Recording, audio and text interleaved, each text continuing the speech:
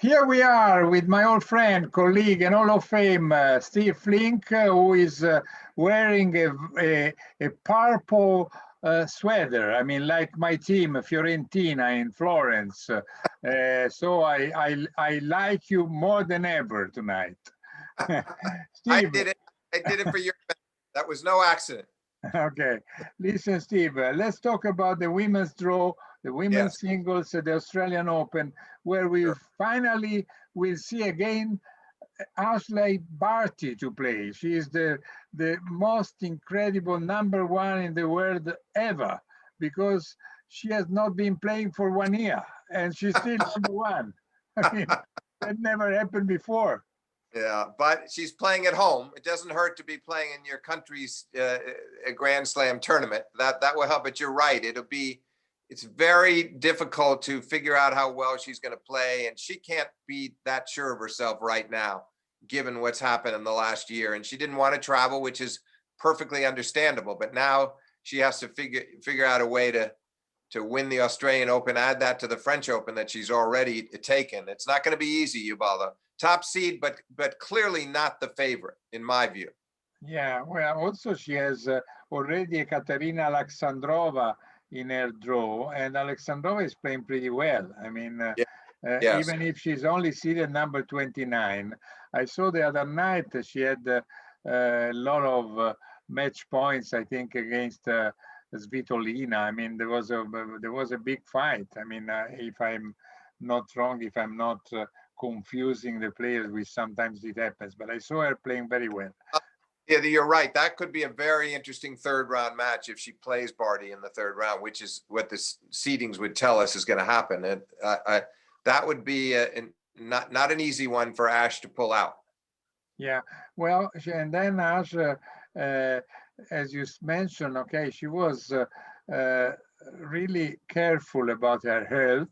And like most Australians, she took very seriously the virus.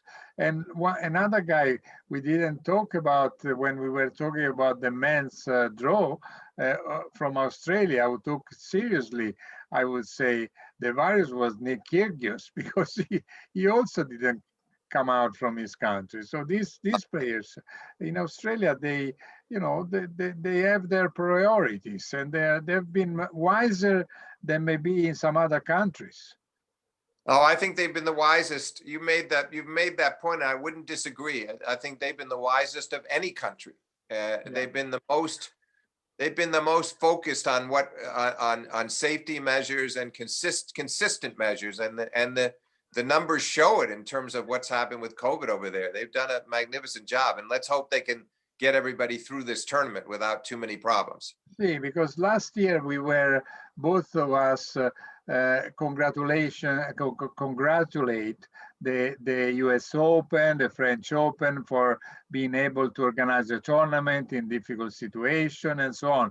But the Australians have done unbelievable things. I mean, to be honest, I mean, organized in qualis in Doha, in Dubai, bringing people to Australia with 11 charter flights, checking the people before getting on the plane, coming off the plane, putting all of them in a different kind of quarantine, depending if they had contact or not. I mean, really, and the effort they're making is unbelievable. I don't know if you start watching on the screen, I mean, on computer or with iPad, but we are able to watch all the tennis courts in Australia. Once we have the accreditation, we can change all possible courts, 6 events playing at the same time the week before the Australian Open. I mean, has been really a huge effort, and I must say, they've been incredibly good. Yeah, well, that's just that of course goes beyond COVID. That's just the great organization and professionalism of the staff of the Australian Open. I give them a lot of credit, Ubaldo, for making it as good as it could possibly be for the media to cover the event without being on site. Yeah, for the media, for the players, checking, the players couldn't go out from one floor to the other in the same hotel.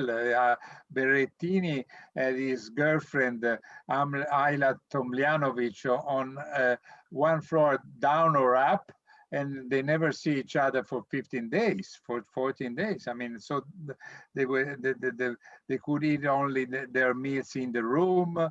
They were taken or to the tennis court, and they knew already which tennis court they had to play. We were against just one player the first week, four players together in the second week. I mean, really, they I must say, with Australia and Tennis Australia, sometimes I thought they were not, let's say, flexible enough in different situations, which they could have dealt better, in my opinion. But this time, I must say that they have done a fantastic job. I mean, we must really congratulate them.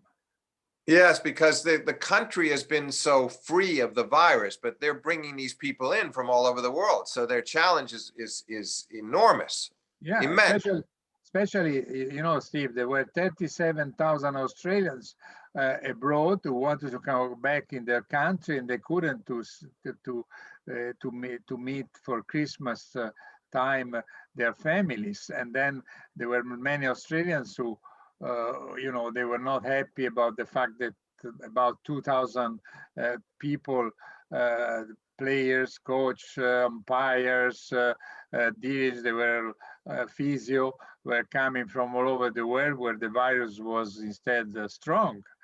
So, I mean, they have been incredibly good, in my opinion. And Yeah, I agree. I agree. What we bother? Let's talk more about the draw with the women. yeah, sure. Well, I wanted to say that too, because I think it was important. I mean, because some Oh yeah, people, very important. But I was yeah, just going to ask you, we talked about Barty and we don't know what to expect from her. What do we expect from the defending champion, Kenin? She does not have that easy a draw. It's always hard to defend a title. And sure. she went on and made the finals of the French later in the year. She's shown that she can be great in the big occasions, but I'm not sure what to expect from her right now either. No, Kenin, as you said, she is the defending champion, but it's true that who is number one seed, like Barty, we don't know what is her condition. The winner of the U.S. Open of 1 year ago, the Andreescu, we don't know in what kind of form she is. So there are many. Osaka, in my opinion, could be the favorite. I don't know. What do you think? Either Osaka or Yeah, Alep. I would Or agree Alep. with. I would make on these courts. I would give the edge to Naomi. I think Osaka on these courts. Not that I would sell Halep short, but I like Osaka's chances a bit more. And she won the U.S. Open, a second time last year, and she didn't play Roland Garros, but she's going to be ready for this one.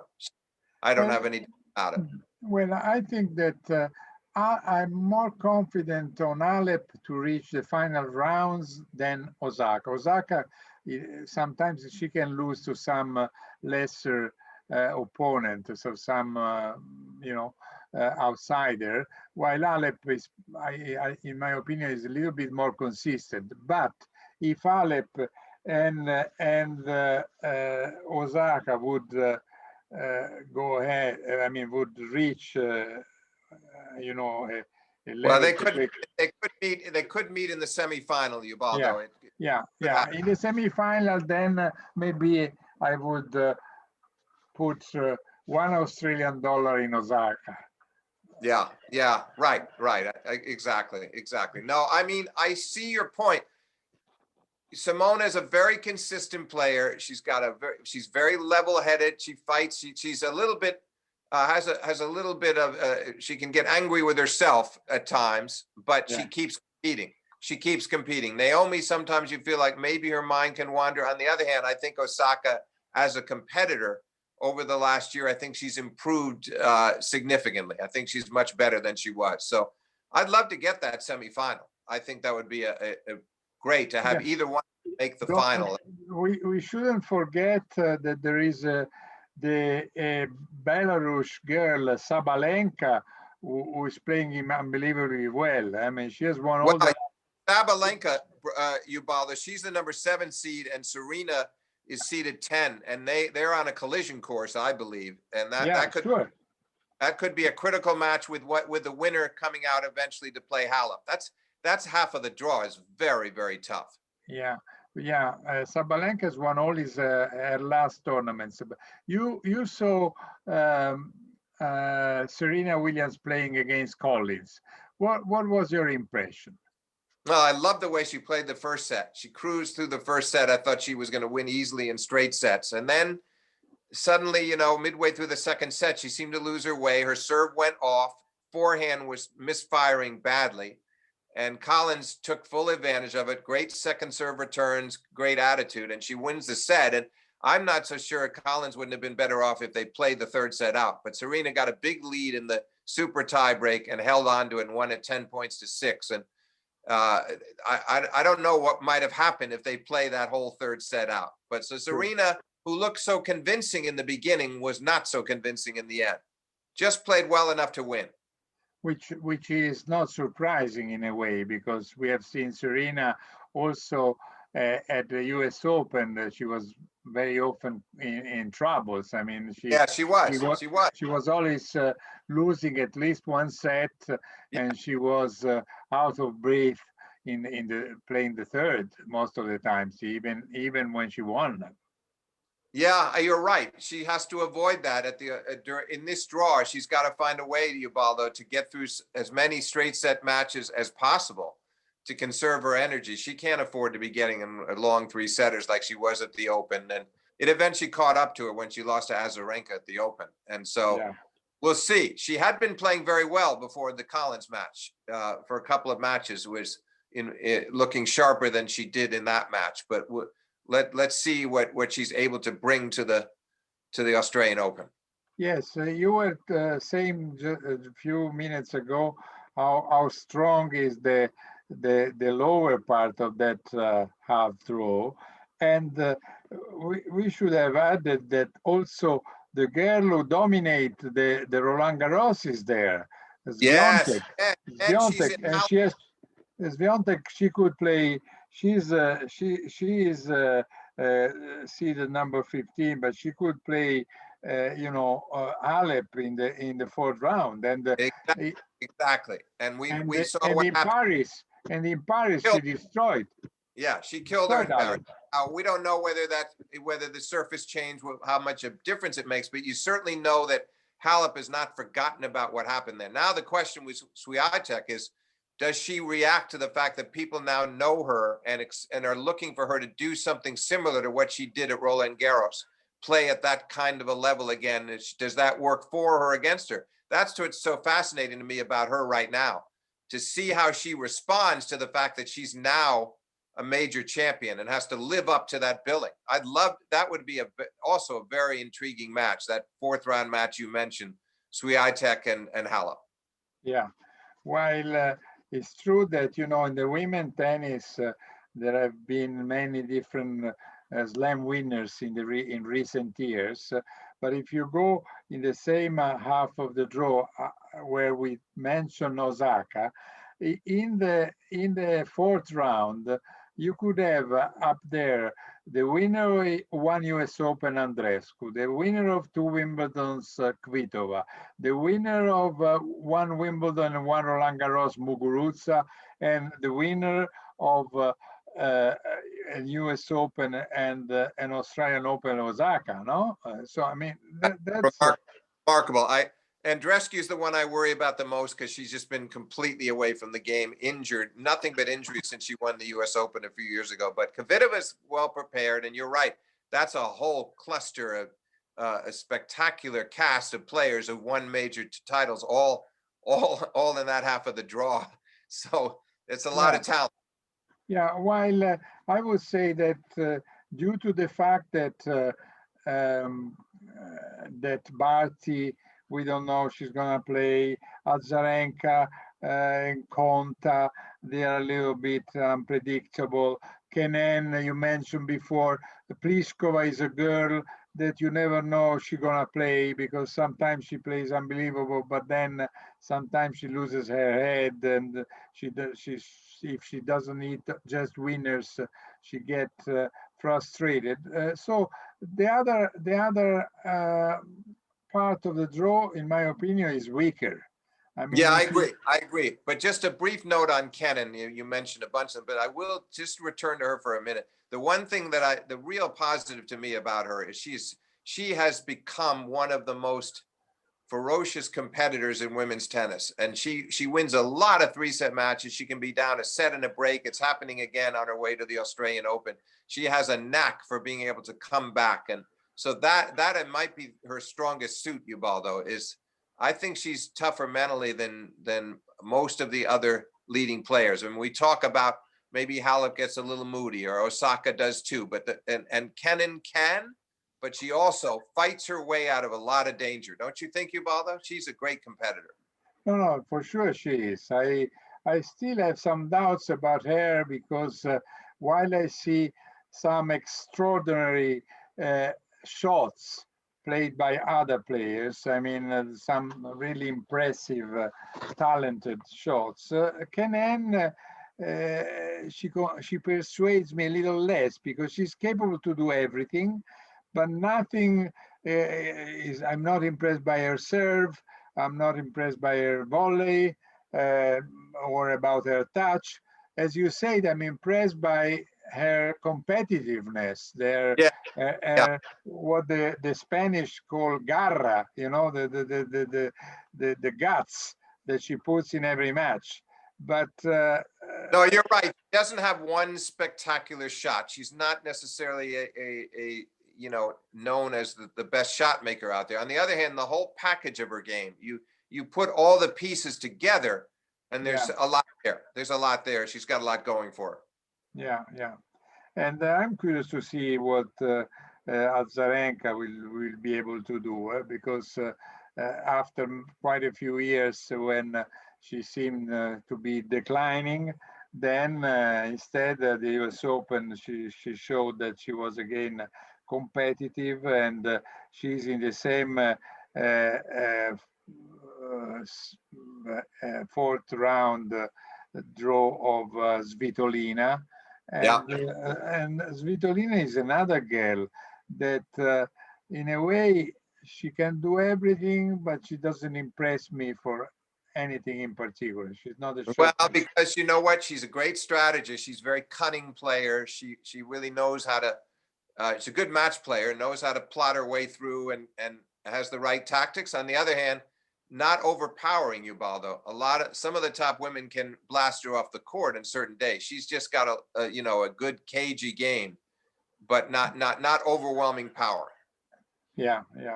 So anyway, if you had to, let's say, pick a final, that is very difficult. But first of all, about Serena Williams, I honestly don't think that she can make the final anymore. Maybe I'm wrong.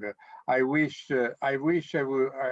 wrong, because I like her and I would love her, especially, I mean, to equalize the record of Margaret Court in Australia would That'd be be nice. Yeah. Yeah. would be a great story. But to be Yeah. honest, even Very. if of course, I, I don't know her shape. I don't know how strong physically is. I mean, But she's here's the thing, Ubaldo. Here's the thing. Sorry to interrupt. Just to get back to your point, though, I see why you would be doubtful that she could make the final. On the other hand, those 2 years in 18 and 19, finals of Wimbledon, finals of the Open, lost to 4 different players. Then last year, semis of the U.S. Open, blazing along against Azarenka, and this wins the first set of the semifinal. Looks like she's going to be in the finals again and loses. So she's had a lot of strong showings in the last 3 years. So it's not like she hasn't been getting close. And my doubt is whether she can actually win the tournament. I wouldn't be so shocked to see her in the final. I'd be more shocked if she won it. I don't know, but what you just said, 4 finals without winning a set, Yeah. then a semifinal it seemed, and before, starting since 2015, when she lost to Roberta Vinci at the US Open, when Yep. everybody was expecting That's, her to win a slam, to yeah, do but the Grand Slam. you jinxed her, Ubaldo. You said there was no way Serena could lose that match, and that was a jinx.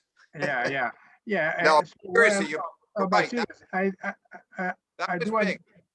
Sorry, that was important, that loss, because she could have won the Grand Slam, yeah. and look, was going to, and that was a big semifinal loss. So what I was going to say is that she seems to have become, with the years, a little bit more fragile mentally, because Yes, it's yes. not only, it's not just a physical issue. When you lose 4 finals in a row in 2 sets, and And you were also, Ubaldo, you're right. And to four different players, four very different players. yeah, You look, the Wimbledon finals against Kerber and Halep, and you wouldn't think Kerber and Halep could both beat her so badly in straight sets on grass, but they did. And then yeah, U.S. Open finals were against Osaka and Andreescu. Okay, they all played great. And when you and I had a conversation with Patrick Mouratoglou, her coach, he claimed to us last year, and it was not unreasonable, that all four of those players played the match of their life to beat Serena. The problem is Serena didn't play the match of her life to beat them. You know what I'm correct, saying? It's sure. two-way street there, and that's where you're right. Mentally, she's more vulnerable than she used to be. Yes, and with the age, you become more vulnerable. It's not just a physical vulnerability, because I remember Martina Navratilova telling me, uh, with all the experience that I had, uh, after I was getting older, 34, 35 years old, I was feeling more pressure than when I was young. I had the Yeah. experience, but I was more afraid to not be able to perform as well as I was doing my best years. And that's why probably she lost to Conchita Martinez in the final in Wimbledon, where Yeah. everybody thought that she would have won 10th Wimbledon. Yeah, no, I agree. And it happened more and more. Remember, she played a big match in the late 80s at Madison Square Garden against Sakova. Yeah. And she's leading Ubaldo 6-2, 5-3, 30-15, and loses the match. Serving for the match, a set 5-3, 30-15. And Tim Gullickson was coaching her at the time, who went on to coach Pete Sampras. And I saw Tim Gullickson the next day, Ubaldo, and he said, "Oh, I couldn't believe it. Martina, she had that match 30-15 serving." I said, "Yeah, but Tim, it's not so automatic anymore with her." And that something, and that's really what Serena seems to be going through now too, Ubaldo. It's Yeah. like the matches that you would have closed out or that you would have won, you're too conscious now of maybe the fact that you don't have too much time left. The mentality changes. Yeah, correct. So at the end, I give you my prediction, almost Yes. sure to be wrong. And the prediction is Osaka to win the tournament in the final versus, that's tough. In the final versus maybe, or maybe after all what I said before, could be against Kennen. That's what Because I'm thinking myself. I have a similar view of it. That in the end, that's the maybe that's the most likely final. As you say, it's hard to project it in advance, a couple of days before a tournament. But I must say that the one thing I do feel confident about is whoever ends up playing. I don't know about the other half of the draw so much. I am pretty confident about Osaka. I think she's really this.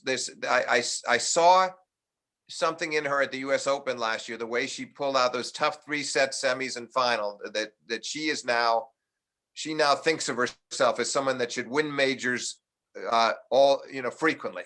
She believes that she belongs. She believes she belongs. And I think on hard courts at her best, she is the best.